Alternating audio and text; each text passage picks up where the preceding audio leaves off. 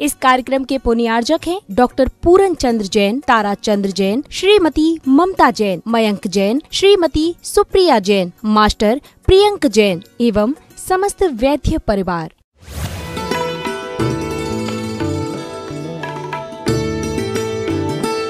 अब तो राजा फूट फूट के रोने लगा, कितनी बड़ी भूल मैंने की। हाथी के पीछे मैंने महाव्रती को छोड़ दिया।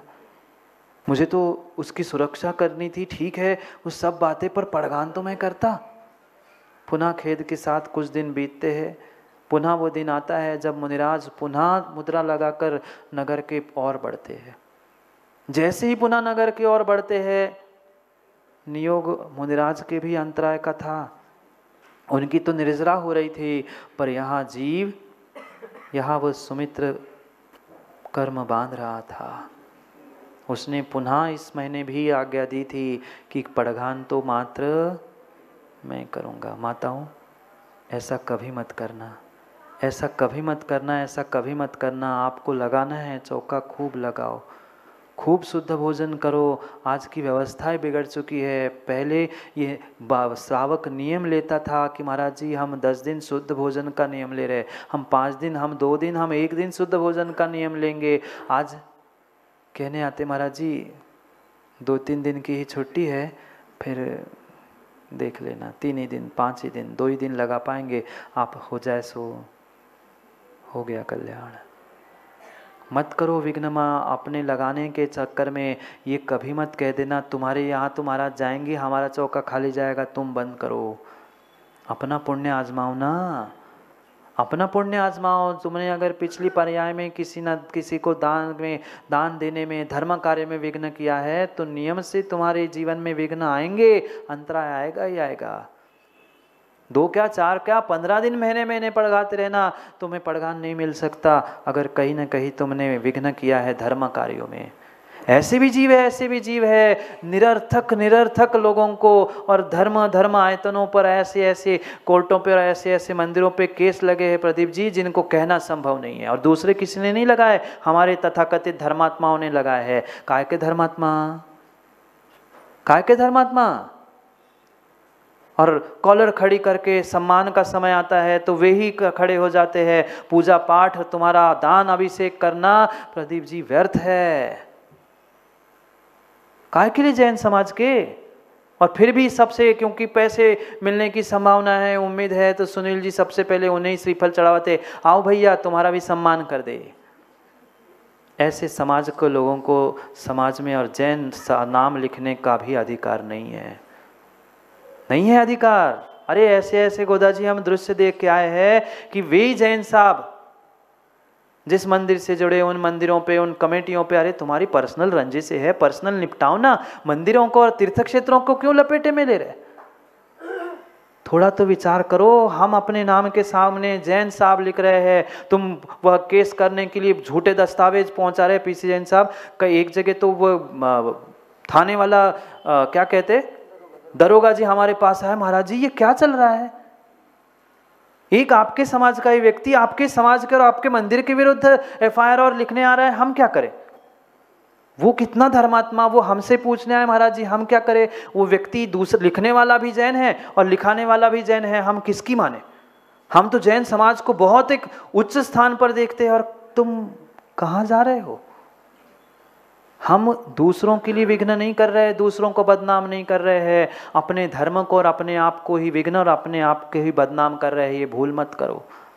ऐसे जीव है। पूछो प्रणत सागर जी से, क्यों प्रणत सागर जी आए थे दरोगा जी? उनको दया आई, पर हमारे जैन साहब को दया नहीं आई शिकायत करने में और ऐसे लोगों का साथ देने में। दुर्दशा है बिलाला जी, दुर्दशा है। किस बात के जैन साहब, किस बात के जैन साहब हैं? हमें कुछ नहीं पता, हम तो बाहर की बता रहे। हम तो यहाँ तो अभी आए, उत्तर प्रदेश की घटना बता रहा हूं मैं, ललितपुर जिले की। सोचो विचार करो, हमारी परिणति, हमारी परिणाम कहाँ जा रहे हैं? हम मात्र अपने व्यक्तिगत कसाय के पीछे धर्म आयतन और धर्मात्मा को बदनाम कर रहे हैं।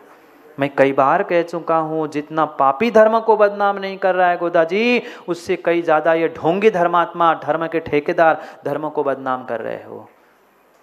किस लिए कर रहे हो कलश? किस लिए कर रहे हो अभिषेक? किस लिए कर रहे हो पूजा? मत करो ना। एक तरफ तो हम दूसरों के धर्म कार्यों में, अच्छे कार्यों में उनकी बुराई कर रहे हैं, निंदा कर रहे हैं, यहाँ मत दान देना, ये अनधिकृत है, ये ऐसा नहीं है, वो वैसा नहीं है। अरे तू कितना अधिकृत है? तू कितना अधिकृत है? मैं कहता हूं सबसे पहले सुनील जी, सचिव जी, आप कितने अधिकृत धर्मात्मा हो ये सोचो, पर दूसरों के अनधिकृत बातें कर लेना तो शोभा देगी। झूठे दस्तावेज प्रस्तुत करना ये सीधा सीधा डाका है। पढ़ाया क्या तत्वार सूत्र में, अतिचारों में? पढ़ा तो बहुत कुछ है महाराज जी, ज्ञान की कमी थोड़ी ना हमारे पास। अभी बताओ हम इतना बड़ा ज्ञान खर्रा लिख के दूसरों को दे, पर स्वयं के लिए वो समझ और स्वयं के लिए कभी ज्ञान काम में नहीं आता। माँ मत करो विघ्न, मत करो मत करो मत करो। भीतर की हृदय वो क्या बताऊं, फूट फूट के रो पड़ता है जब ऐसे एक दृश्य में देखता हूं और सुनता हूं। क्या बीती होगी कांसल जी, आप सोचो ना। एक दरोगा के हाथ जोड़कर हमसे कह रहा है, गुरुजी आप नहीं समझा पाए। मैंने कहा भैया महावीर नहीं समझा पाए थे, मैं कौन हूं? मैं कौन हूं?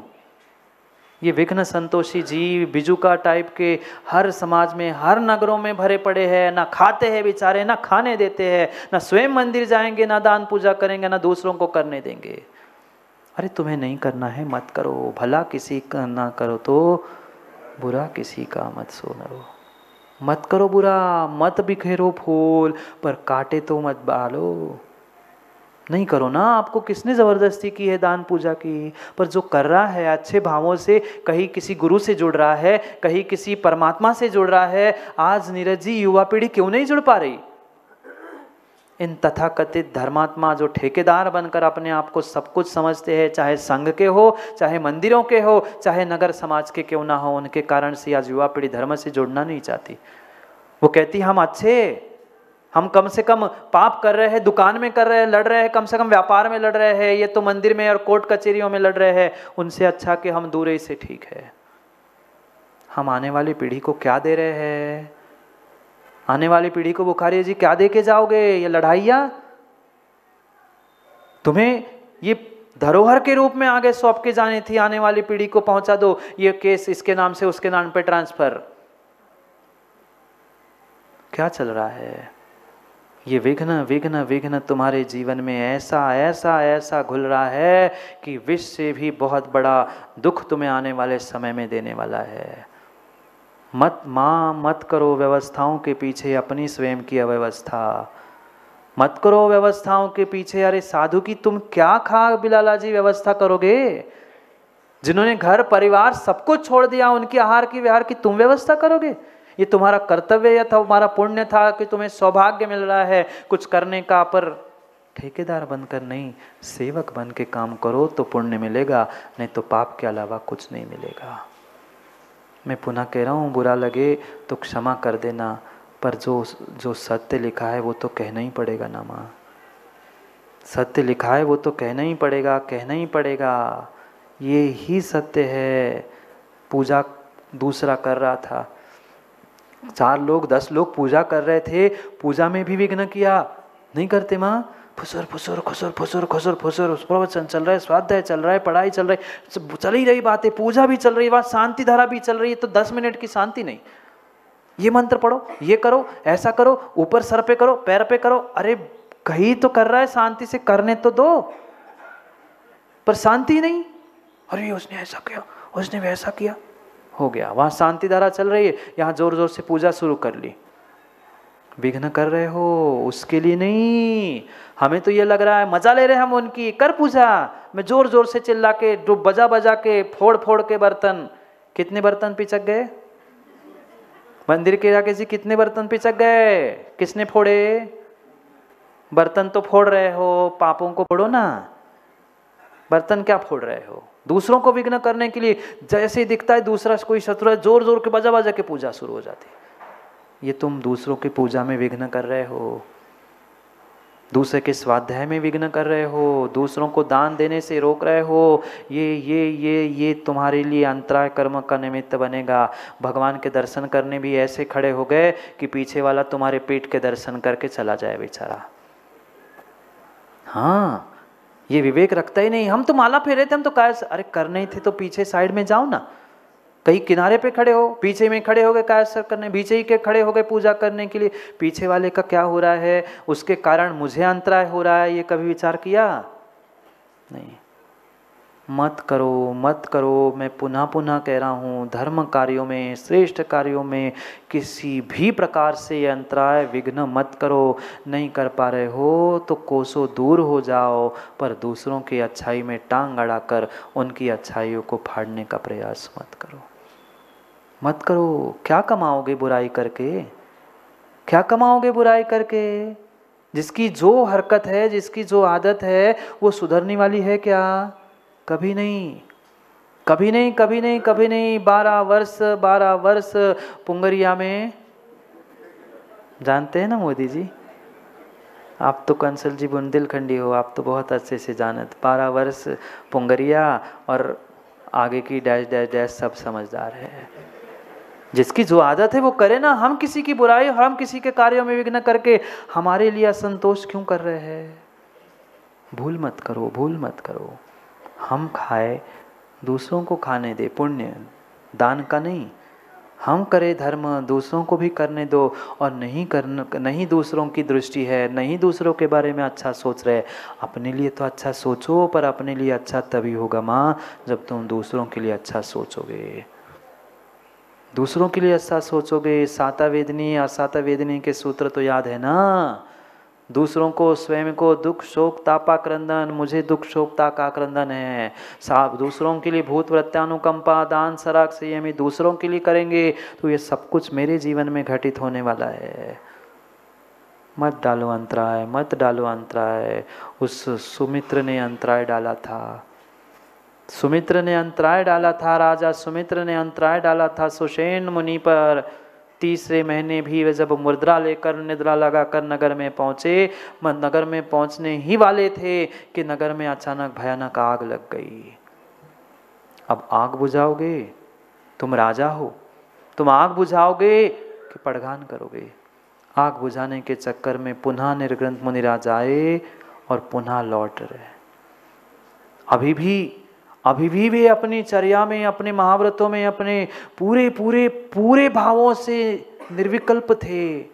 पर कानों में डसने वाले मच्छर तो बहुत अच्छे, संजू भाई मच्छर तो बहुत अच्छे, वे शरीर को ही काटते हैं। सर्प भी मैं तो कहता हूँ बहुत बहुत बहुत अच्छा, वो डस ही लेता है तो प्रमोद जी एक ही पर्याय जाती है। पर कान में डसने वाले जो होते हैं ना, कन खजुरे, वो तो पूरी पर्याय को बर्बाद कर देते हैं, कई भावों को बर्बाद करते हैं। बुरी लग जाए तो कन खजूरों क्षमा कर देना। अब उन्हीं को बुरी लगेगी जो कन खजूरे है, और बुरी नहीं है तो आप कन खजूरे नहीं हैं। और बुरी लग रही है तो आदत सुधार लो, और नहीं है सुधारना तो जो है सो है। इतने खतरनाक होते हैं कन खजूरे। और वे खाने वाले, सुनने वाले भी रितेश कैसे पागल है, किसी की भी बातों में आ जाते। इतना तो विवेक चाहिए कि कौन क्या है, कैसा है, इसका ही हमें बोध नहीं है। कितने हल्के दिमाग के और हल्के हृदय के तुम हैं। किसी ने कुछ कह दिया, हमने सुन लिया। न कन खजूरे बनो, न दूसरे को कन खजूरे बनने दो। माँ गलती आपकी है, गलती आपकी है। कान खाने वाला, दिमाग खाने वाला आता है तो आप ही, और क्या हुआ, और क्या, बताओ नहीं करते। आप ही कान खाने के लिए प्रेरणा देते हो, आप ही दिमाग खाने के लिए प्रेरणा देते हो, आप ही पूछते हो और क्या हुआ, और क्या हुआ, और क्या हुआ। कोई कान खाने आए, दिमाग खाने आए तो सीधे कान बंद करो ना भाई, मुझे नहीं सुनना, मुझे नहीं सुनना। इतना विवेक है क्या? नहीं है। प्रकाश दादा आपका तो घर बहुत बड़ा है। कोई म्युनिसिपालिटी की गाड़ी सुबह सुबह आती है ना, खाली करो, नहीं आया समझ में? उस म्युनिसिपालिटी की गाड़ी को आपके किसी घर में उतार लोगे? बेबी तो बैठे, महेंद्र गंगवाल जी, आपकी तो बहुत सारी जगह में देख आया हूँ। घर के बाहर इतनी सारी खाली जगह है, म्युनिसिपालिटी के लोग आपसे कह दे कि हम एक गाड़ी के 5,000 तुम्हें दे देंगे, कचरा तुम्हारे घर में उतार लो, उतार लोगे? 5,000 दे रहे भाई, 1 महीने के 5,000 कचरा उतारने के तुम्हारे आंगन में, उतार लोगे क्या? माताओं आप आधा आधा किलो बांट लो ना। क्यों? फ्री में नहीं, पैसे दे के रखवा रहे हैं, ले लो ना। क्यों नहीं ले रहे? क्यों नहीं ले रहे?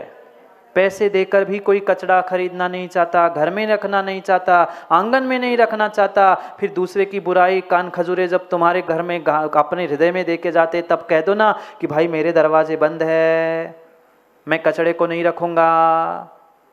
ऐसा कहा कभी? तब तो और सुनाओ और सुनाओ और सुनाओ। बुराई से तुम्हारा जीवन बुरा हो रहा है। तुम म्युनिसिपालिटी के कचड़े को जैसे आंगन में नहीं रख सकते ना, ऐसे दूसरे की बुराइयों को कभी अपने कानों में, अपने हृदय में अनिल सीमेंट मत रखना। करने वाले कहते रहे, कहने वाले कहते रहे, पर हमें विवेक होना चाहिए, हमें क्या करना है और क्या नहीं करना है। कितने लोग रखेंगे कचड़ा हाथ उठाना? म्युनिसिपालिटी का नहीं, दूसरों की बुराइयों का, दूसरे की बुराइयों का, दूसरों की कन खजूरे जे कान खांडे हैं, उनसे दूर रहो, उनसे दूर रहो। एक भाव नहीं माँ, एक भाव नहीं, सर्प तो एक भाव डस के खराब करेगा, पर भवों भवों को बिगाड़ने वाले, भाव बिगाड़ने वाले कोई है ना, तो ये कन खजूरे है। वह सुषेण में निर्ग्रंथ के साथ भी यही हुआ। मुनिराज तो अच्छे भावों से पुनः 1 महीने का उपवास करने चले जा रहे थे, अपनी किस्मत, अपना भाग्य समझ के, पर कन खजूरों ने कान खा लिए। वह जा ही रहे थे, लौट रहे थे पुनः जंगल की ओर। समाज के लोगों ने कह दिया, कैसा राजा है, कैसा नालायक राजा है, ना खाता है ना खाने देता है, ना देता है ना देने देता है। 3 महीने हो गए निर्ग्रंथ आ रहे हैं और लौट रहे हैं, अभी तक भी वे अपने भावों को संभल रहे थे, अभी तक अपने भावों को संभल रहे थे। और जैसे ही कहा कि ये कैसा राजा है, अपने आप को मित्र कहलाता है, इसका दिमाग की बत्ती जल गई। अच्छा, ये सुमित्र राजा का, ये उसी का ये महल है, उसी का नगर है, जिसने मुझे मुनि बनने के पहले भी पेरा था, जिसने मुझे मुनि बनने के पहले भी त्रास दिया था, वो ही सता रहा है, देख लूंगा। अभी तक निर्ग्रंथ भाव लिंग को संभालते चल रहे हैं, पर जैसे ही कान में आकर कान खजूरे ने, उस समाज के व्यक्तियों ने डस लिया कि ऐसा है, उसने ऐसा किया था, तेरा मित्र होने के बाद भी मुनिराज को आहार ना देने दे रहा है, इतना बस सुना था। और अचानक से सामने पत्थर की ठेच लग गई। गाय का 2 दृष्टांत मिलते हैं। गाय का चलते चलते धक्का लग गया और चलते चलते मुनिराज 3 महीने का उपवास मजाक है। शरीर भी कमजोर हो गया था, पर मन सुदृढ़ था। पर डसने वाले ने जैसे ही अपना जहर उगल दिया, वह मन भी, हृदय भी कमजोर हो गया और थोड़ा सा धक्का क्या लगा, जमीन पर गिर गया और उस पत्थर पे सर लगा। और निदान बंद के साथ अपने पिता को ही जेल में डालने वाला वह कुड़िक बना और राजा श्रेणी बना। पढ़ो श्रेणिक चरित्र, श्रेणिक और कुड़िक का ये सत्य वृत्तांत है। क्यों जेल में जाना पड़ा?